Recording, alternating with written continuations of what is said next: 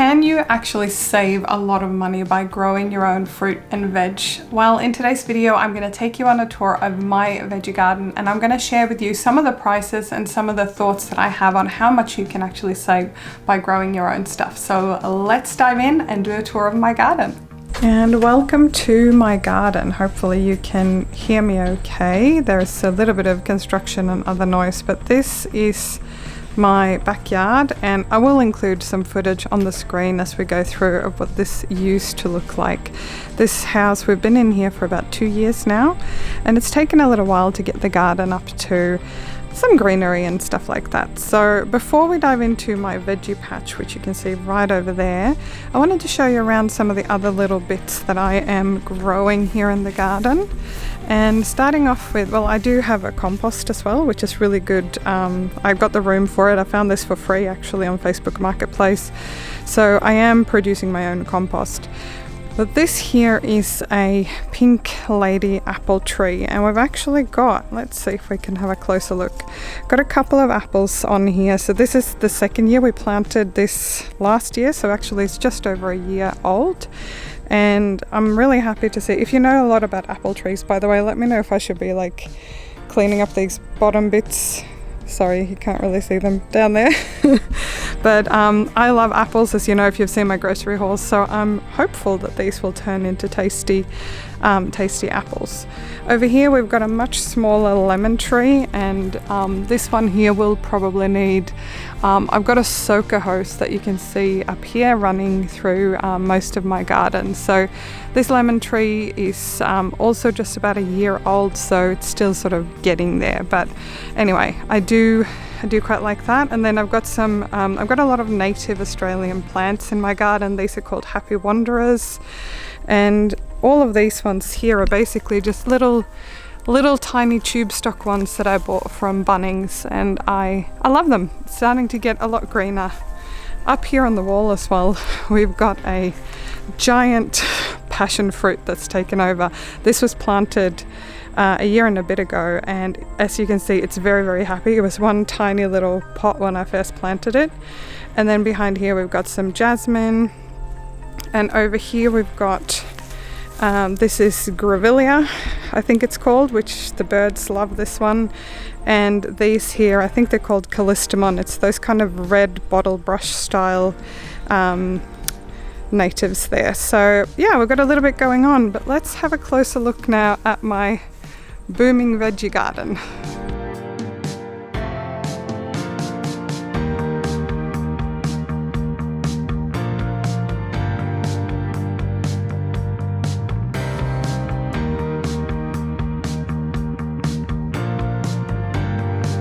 So my biggest advice when it comes to having a veggie patch, and by the way, this is probably 1 meter wide by 2 meters long-ish. We bought this metal from Bunnings, and you can kind of adjust the size and the shape of it. So it's been really good. This is the second year I've got this, so it's been really good so far.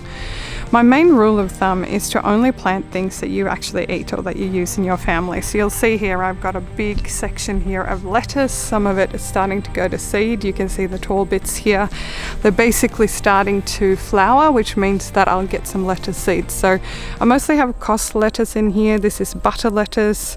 Don't know what that's called, but anyway, I probably a quarter, as you can see, of the garden bed is just lettuce, and we eat salads every single week, so this is really good. I basically haven't had to buy salad since Christmas time when I bought some iceberg lettuce. Some things that have gone less well this year, it's this little guy here, and I've got another one right over there. These are chilies, but because the lettuce started to take over a little bit, these haven't really done much. So anyway, I'm going to leave them in there because they look happy enough. And down here, oh, the sun's coming out so you can see my shadow. All this here was planted at the same time as the chilies, but these are all green beans, and I will include some footage here of just the sheer volume of green beans that I've got. Don't mind the noise in the background. But these, I probably get a handful every 1 to 2 days. So this is producing a lot of green beans, and you'll see here it's got lots and lots of flowers on it, so it's very, very happy here. I don't normally have a lot of luck with tomatoes, but this year this high yield tomato plant has been very happy, and it's probably yielding me 2 to 3 tomatoes a week, which is really nice for salads and things, even though I might never be able to quite make my own pasta sauce, but I am quite comfortable with that. And next to this one we've got some Roma tomatoes, which I normally get about 1 to 2 of these a week as well, but they are a little bit on the smaller side. Alright, and down here on the ground we have pumpkins. So these are 2 little tiny pumpkin plants that I planted, and you can see it's starting to flower. So we may see some pumpkins down here on the ground, which would be really cool. We like a lot of pumpkin in this house. And here is my spring onion. This I planted 2 years ago. It's obviously flowering, as you can tell, and all these little things around it is also spring onions. So maybe I should have planted it in a pot, I'm not sure, but it's very happy here, and we use spring onions in a heck of a lot of things. And with the passion fruit, as you could see before, it takes over like the whole wall here, but I do have a little passion fruit coming out here, and I think this is what they call a banana passion fruit. I thought it was the purple one, but it actually doesn't seem to be. So with my herbs, my coriander was very happy in a pot on the balcony, but you can see that it's not very happy here anymore. Something that is looking a lot happier are these 2 capsicum plants that I was able to save from last year's veggie patch.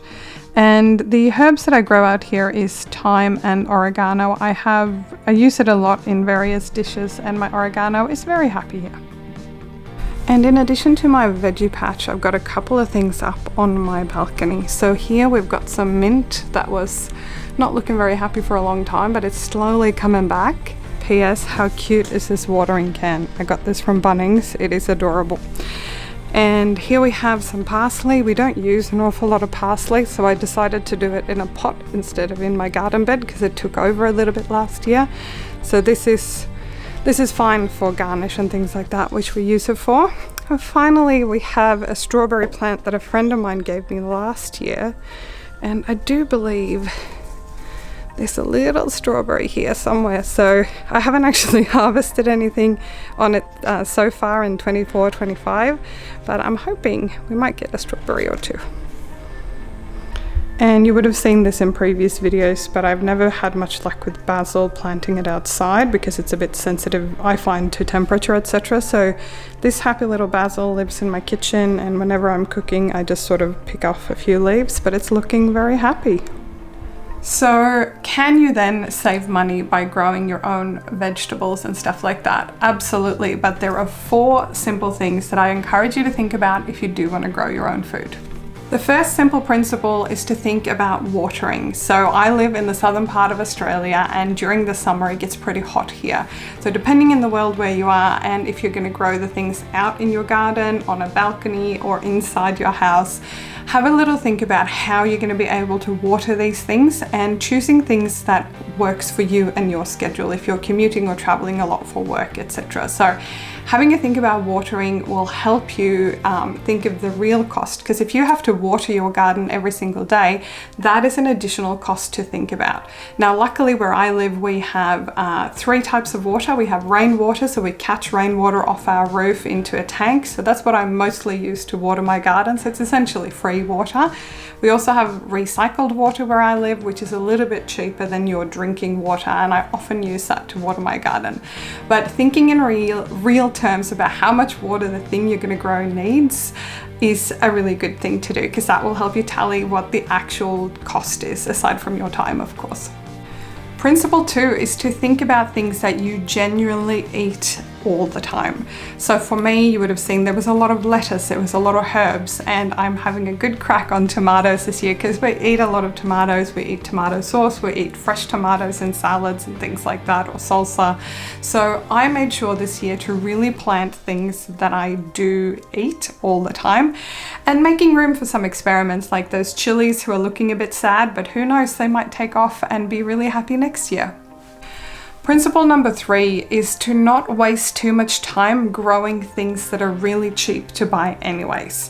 For example, I have some room in my garden, but for example, onion, carrot, and potato is something we eat all the time in this household, but it is some of the cheapest vegetables to buy. So I know when it comes to my effort and watering and things like that, whatever those things need, I'm actually better off just buying onions, carrots, and potatoes because they're always really, really cheap, and we go through enough of it that growing it in the garden would take too long, and I don't have enough room for the yield that I would need for my family in terms of those things. So don't overdo it unless it's something that you're really, really enjoying. The fourth thing to consider when you are growing your own food is to think about the enjoyment that you get out of the act of growing your stuff. My husband chuckles every single week because in the morning I'll get up and put the coffee on, and then I'll go out in the garden and have a little sneaky look at how many green beans grew overnight or how my tomatoes are going. And it's really fun because to me it brings a lot of enjoyment. It brings me a lot of enjoyment to see what works and what doesn't. For example, my poor coriander was doing just fine in a pot upstairs, but I thought, oh, I'll plant it in the garden bed. It's getting watered anyway. And as you can see in the footage, the coriander has not really fared all that well. But that's the cool thing. I feel like for me, this is another expression of creativity and where I learn and see how things go. For example, those 2 green capsicum plants that you saw out in my veggie patch, they were looking super sad and I was almost going to toss them in the green bin at the end of last year. But then I thought, actually, maybe they'll be fine. So I put them in pots over the winter and I kept an eye on them, kept them up on my deck, and then I replanted them into the garden. And lo and behold, I've been able to harvest kind of 1 capsicum a week that are about sort of that size, so they're not as big at as the supermarket ones, but that's been something that's been really, really nice. So if you're getting enjoyment out of it, don't just think about the dollars, think about the fun that you and your family can have growing your own food and enjoying making a salad or something out of stuff that you have. And as a little bonus, I just wanted to leave you with the idea that you don't need a big space to do this. I have planted things in little pots on balconies and in kitchens, even when I lived in share houses and even when I lived in a small apartment. So for example, I'll include some footage here, but I grew lettuce in pots on my balcony for years. And when you eat a lot of salads like I do in the summer, that saves you a lot of money, and it's really quite easy as long as you make sure to stay on top of the watering. So there's an awful lot of things that you can do in pots, on balconies. You don't need a full-on veggie patch to do this. And also, if you have a kind neighbor, sometimes there are community gardens and other things like that that you can also utilize. So get creative and think about places where you could start small and growing your own things to just see what happens. But make sure that you're picking things to grow that you're actually going to use in your cooking. Otherwise, you're kind of wasting it unless you're going to give it all away. So when it comes to cost, do you save money by growing your own stuff? Well, I absolutely think you do. For lettuce, for example, aside from the cost of watering and my attention to the veggie patch, I can harvest a whole bag of lettuce every single week. And depending where you go, but a head of iceberg lettuce at Coles, I'm just referring to my notes here, is about $3 for a head of iceberg lettuce. I think it's similar at Aldi. If I was going to buy some cost lettuce, it's probably again going to be about $3 to $4 for a pack. So the fact that I can save, I don't know, $3 to $5 every single week on salad, and I can also go and get the joy out of getting it straight out of my garden, I think that's pretty good. Looking at tomatoes, for example, at Coles at the moment, a kilo of tomatoes, depending if it's Roma, Truss or other things, it starts from sort of $4 to $8, $9 a kilo for tomatoes at the moment. So if I can get 1 to 2 tomatoes off my vines out there, which I currently can every week, that takes care of most of my salad needs. Can I make tomato sauce and Italian sauces and things like that? No, unfortunately not. But I also wanted to mention the green beans. So green beans at Coles at the moment, having a quick look online here, it's about almost $10 a kilo for green beans. And I get a handful of green beans out of my garden every 1 to 2 days. So I get a big tub, and I'll include an image here on the screen. Every single week I get a big tub of green beans. So, and this obviously I can freeze this, I can cook it, I can use it for stir fries and things like that. So I do think that you do save a bit of money, but again, you have to be a little bit strategic what you choose to plant in your garden and what you choose to use your space for. So let me know down there in the comments what you plant in your garden, if you're finding that you're saving money, if you're enjoying it, and if you get your friends, family, kids, etc. involved in the process as well. I hope you enjoyed this video. I really appreciate you being here. Make sure to hit that subscribe and thumbs up button if you haven't already, and I look forward to see you in next week's video.